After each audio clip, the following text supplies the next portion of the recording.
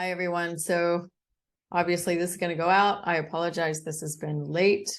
I feel like lately it's been one step forward, 5 steps back, but we'll get there, I guess, as long as we're still going forward some of the time. All right. So some silence. I don't think we'll be doing much intro because it's just me. And this is What is Coaching? Hi, everyone. Welcome back to the podcast. Today, I am solo just for a brief few moments so I can talk about coaching. And what is coaching? A lot of people ask me sometimes, can you tell me more about coaching? They're not really sure what it is. Some people are like, is that like a motivational speaker, or what is it what do you do when you coach someone? So I thought it might be good to have a discussion about that because we have coaching services. I am a certified wellness coach from Well Coaches in the US. I'm also certified in lifestyle medicine from the American College of Lifestyle Medicine. And it's very important to understand what coaching means if it's, for example, health coaching in the context of your health, in the context of your relationship with your doctor and everyone else in your health ecosystem. Super important. Also important to understand the other types of coaching, when to tap into those if you wish to, or when you might use a coach.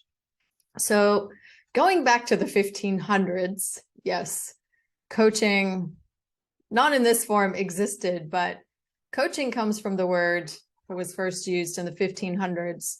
When we're talking about horses that are pulling coaches, and coaching, if someone was in the coach, they're being pulled by the horses. And then later that word referred to railroad cars, which were being pulled as well. People were being pulled, transported.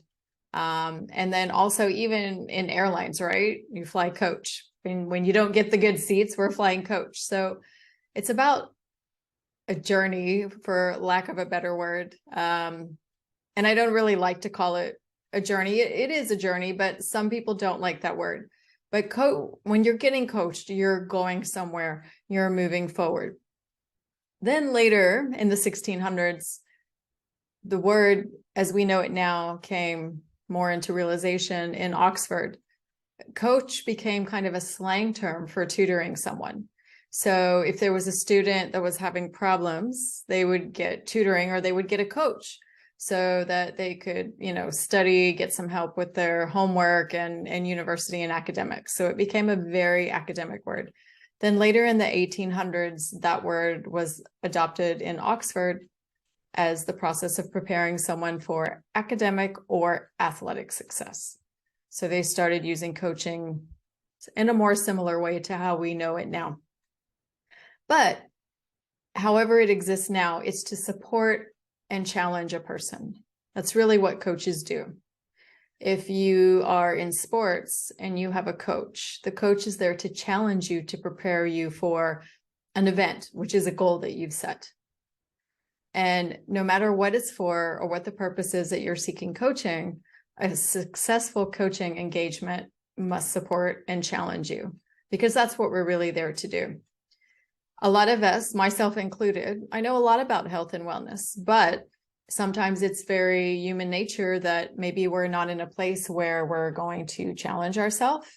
And so we might get a coach, even if we do know a lot about the topic or whatever it is, the goal that we want to achieve. So modern coaching, it's been influenced by a lot of other fields of study: personal development, education, psychology, particularly positive psychology, and other organizational or leadership practices. And there are many thought leaders that have worked in this topic over the years, and many that work now to bring it to where we are now. Coaches go to coach school and they get certified. We get trained to become coaches.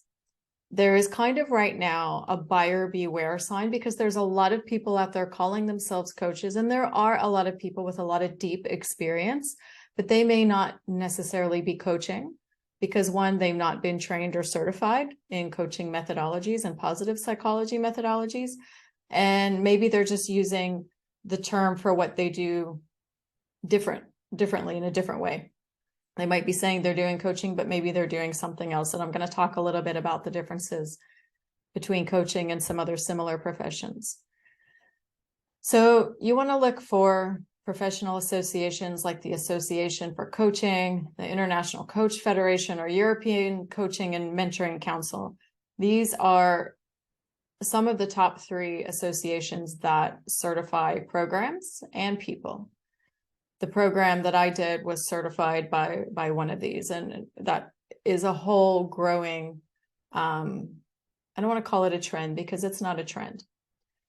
I look at it as we're kind of where we were with psychology as a profession when psychology started to spin off, I guess, in the 50s and 60s from psychiatry. And psychiatrists looked at the psychology profession and not really understanding where it fit in. And then later, with certifications, credentialing, and more structure around the profession and everyone needing to be board certified, it became really clear what the role of the psychologist was. And now psychology is such an important integral part of health, well-being, and medicine. And the same is happening with coaching. Coaching is typically based on a Socratic method. So we use a lot of communication skills. We do a lot of listening. A coach is not there to give you the answer. We're there to help you shift your perspective or think about things differently.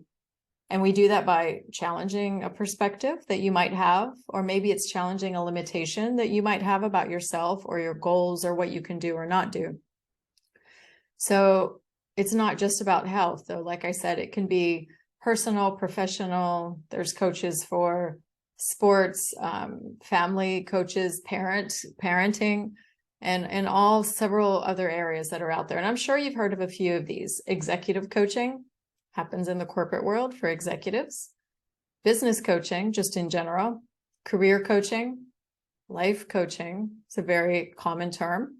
And there are a lot of certified life coaches. However, they're very different in what they do and what they focus on compared to a health coach or an executive coach or a sales coach or a relationship coach. So you want to make sure that what the person that is coaching you has experience and knowledge, one, in the area where you want to be coached.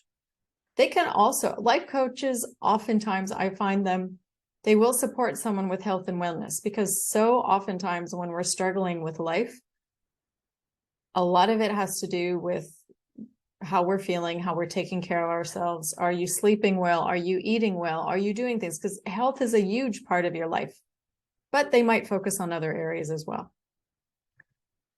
So as I mentioned, coaching is very different than a lot of other professions. And I think there's a lot of confusion about what coaching is among people that might be seeking coaching, but also even among professionals. I find that doctors can be very skeptical of coaches because they think that we're going to try to replace medical advice, which we are not. We should not. If there is a coach, if you've hired someone as a coach or you're working with someone that's a coach and they're giving you medical advice and telling you to change medications and do different things, that is not coaching. Now, an experienced coach might say something like, I'm going to take my coaching hat off and I'm going to suggest that you ask your doctor this question. Don't make any changes, but ask your doctor a question. Like someone came to me asking me for advice about diabetes, and I clearly started with, this is not medical advice, but please go ask your doctor about this medication dose that you're taking. And it wasn't me saying it was right or wrong. It was just that that person hadn't been to a doctor in a while and they really needed to go get advice because they hadn't seen a doctor for a while. So coaching is focusing on setting goals, creating outcomes, and managing personal change. Coaching is not therapy. It's not psychological therapy. Therapy deals with healing pain, or sometimes what is called in the psychological world as a dysfunction. Someone may have some, challenges in certain areas of their life, of their mental health. They may have experienced a lot of conflict in relationships.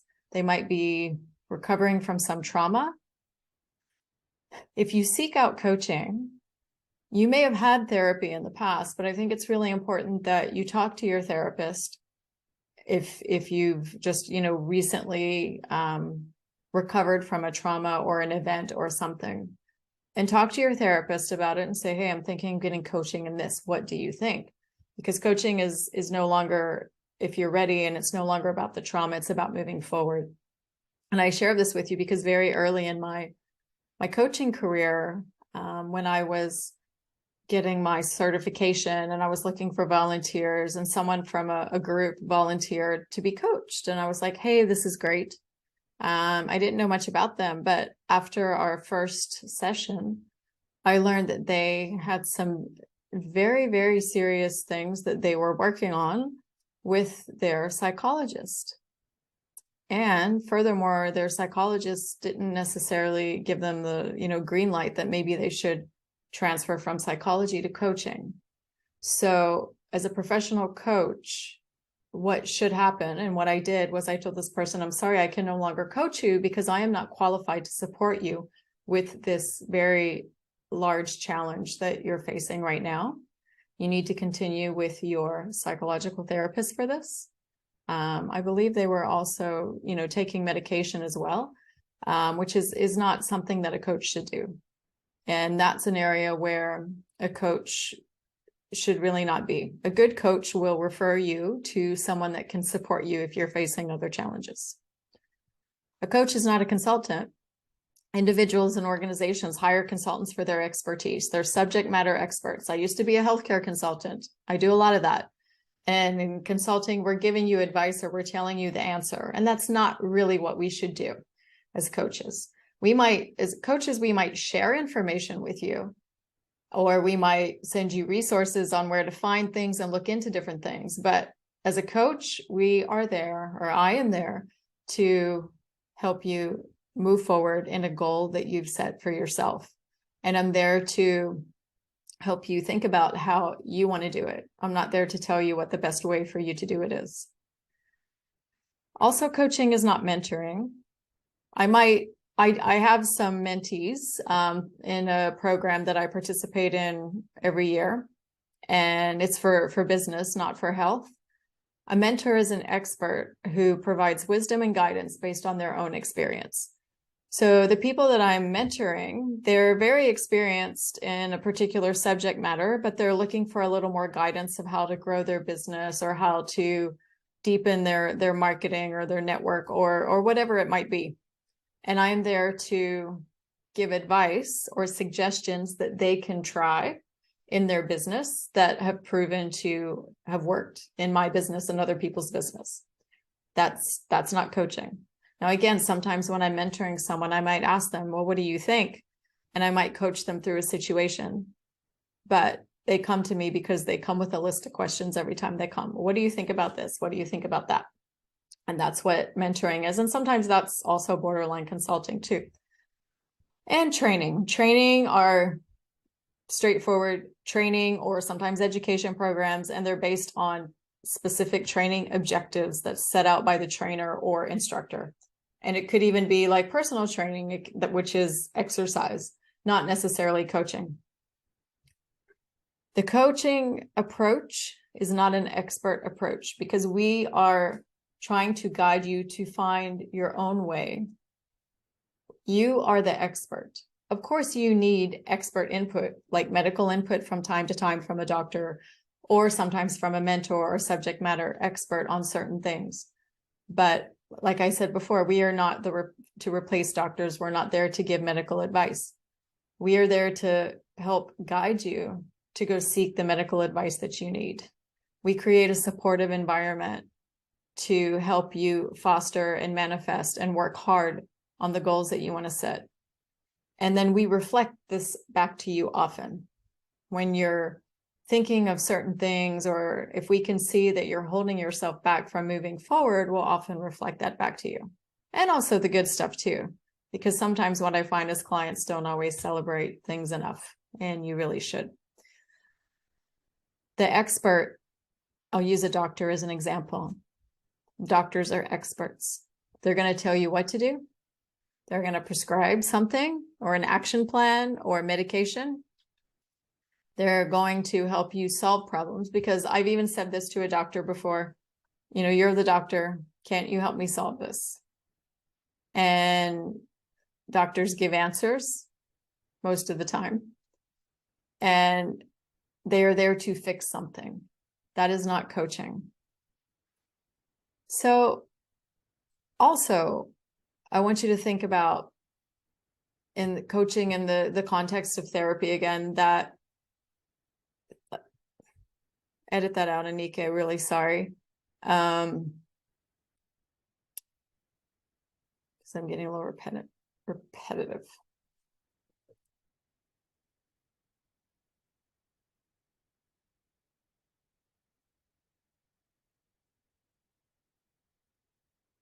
When working with a coach, we are focusing on, as I mentioned before, positive psychology.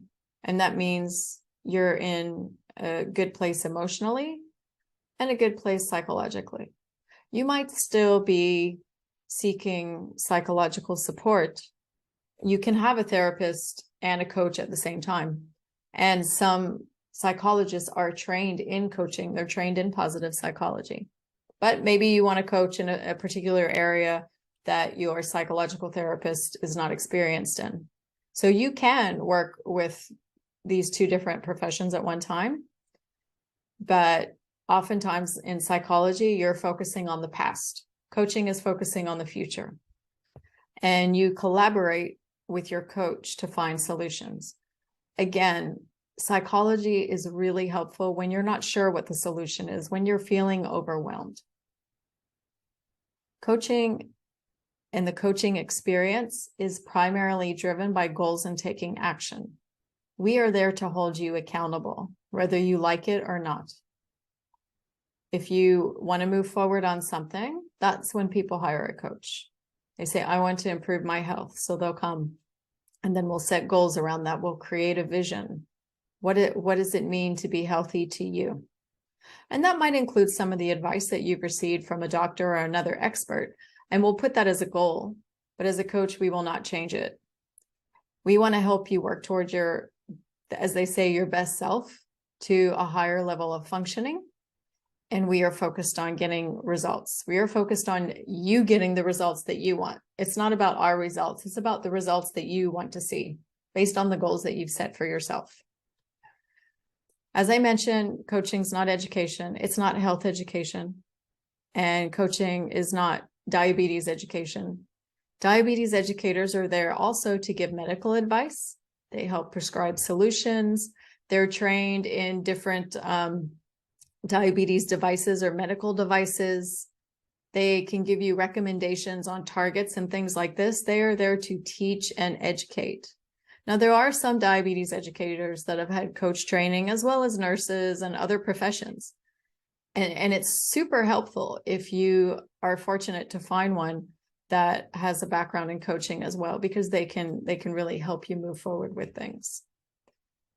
Which concludes with, what is a diabetes coach? What do we do at Diapoint? How do we coach people with diabetes? How do we coach people in their health and wellness? This is the big question that I get all the time. Like I said, from people and healthcare providers alike. And we are not here to replace medical advice. If I'm really transparent with you, about 90% of the people that I've coached about diabetes, the first and foremost, the thing that I always tell them to do, and this is not me coaching, this is the medical advice that I give, is get some. Go see your doctor, go get your checkup, go talk to a qualified doctor, qualified endocrinologist about the medications that you're taking to manage your diabetes. It's so important. And so many people don't do that. I meet so many people that I don't want to say don't take it seriously, but they don't trust the medical profession. Someone, was telling me how they just recently were diagnosed with type 2, and they had so much advice and input from so many other people, like, oh, you can reverse it, just do this special diet or do this or do that. And of course, if you've just been told at a checkup by, say, your general practitioner or another doctor that your blood sugar is a little high, you might have pre-diabetes or something else, you want to set an appointment with an endocrinologist and get medical advice on how to best manage. Do you need to take medication now? Do you need to take it later? You don't want to listen to, for example, social media. We do share a lot of information, quality information in our social media on things to think about and look out for and healthy foods and things like this. But this is not qualified individual medical advice that you should really go follow up on. So we work with individuals. If you are seeing a doctor and you come to us as a coach and your doctor has given you some goals to meet and achieve, we will include those within the goals that you set because we want you to be healthy. We want you to go back to your doctor. If you don't have a doctor and you're in the area where we're working, we can, of course, refer you to qualified doctors, but we also leave it to you to find them. We'll say, here's the list. And because the goals, when we set them, they're time sensitive, right? They need to be specific, measurable, achievable, reasonable, and time sensitive. So I will say, when are you going to go make your doctor's appointment? When is that appointment? When are you going? We're holding you accountable. We can help you learn how to better manage your condition and make healthy lifestyle choices that will benefit both your physical and mental well-being. And that is around the concepts of health and wellness, lifestyle medicine, movement. What kind of exercise do you enjoy? Are you just doing it because it's kind of trendy or it worked well for your friend? Or shall we work with you and pick a goal that supports you and what brings you joy and what you love? We're going to go with what makes you happy, not what makes everyone else happy when it comes to your personal lifestyle choices, because there's a lot of ways to get healthy through lifestyle. And I'm not talking about medical advice lifestyle. I'm talking about your individual health and wellness lifestyle. And these are things that, you know, when you visit other practitioners, you may not get because you are going to these experts and you have very limited time with them and you might see them 4 times a year. You want to get that medical advice so that you can build on that. And that is your foundation. You come to your coach so they keep you accountable so you can follow the advice that they gave you. And then through regular contact with your coach, you can stay motivated and empowered as you reach your goals. And for how long do I need to get coaching? Well, it really depends. If you're looking at a larger goal, something that takes time, it could be 3 months, 10 weeks. Some people join coaching programs for a year. Maybe you have a year's worth of goals. And a year is not really that long in the grand scheme of things if you're talking about health and wellness. And if you've ever experienced improvement in your health and wellness and you look from year to year, that isn't that long. And you can also see that you've really come a long way. Sometimes people come to us if they just want like one laser focused coaching session, either to try it or they feel that they've kind of fallen off the focus of their own personal goals and they want some accountability again. And they just want to kind of break through a block that they're having. So we support that as well. So like I said, coaching, there's so much to it and so much to think about. And I think the key takeaways that I can leave you with is when you're looking for a coach, make sure it's someone that has experience in the area that you're interested in. Make sure they've been certified or trained in what they say they do. Ask for references. That's always helpful as well. You can ask them where they received their certification, how long they've been doing what they're doing, and it's important that you feel comfortable with them. Just like when you're selecting a doctor or a therapist, and your coach, you're going to maybe work even more closely with them for a few weeks or several months at a time. So it's important that you have a really good feeling about that person. And also that you're really clear. You have a discussion in the beginning about what the goals are that you want to achieve and what you're going to do together. And the coach will have a very clear pathway and explain their process for how they can support you on that process. So we're here to encourage personal responsibility. We're here to help you focus on your strengths and wellness. We're here to support you with self-discovery. We're here to guide you toward your goals. And we're here to, I don't want to call it cheerleading, but we are here to support you to realize that you can do what you put your mind to. We're here to help you find your way and also support you with any inquiries that you have. So if you're curious about coaching and you want to learn more, please reach out. I'll put the link in the show notes, and it's in our social media links and everywhere you can find it, but we'll have it in the show notes. You can reach out for a free health plan call and learn more about coaching. It can give you some more insight to what we do, but also we'd love to learn more about your health and how we can support you. Thank you so much, as always, for listening. I appreciate your support, and I will look forward to seeing you again, or listening, or having you here listen again, seeing you again, because I say see because now we're recording video for all of our podcasts. You can also find them on the Diapoint YouTube channel. All of those are uploaded, and I look forward to seeing you back at next week's podcast. Thank you so much.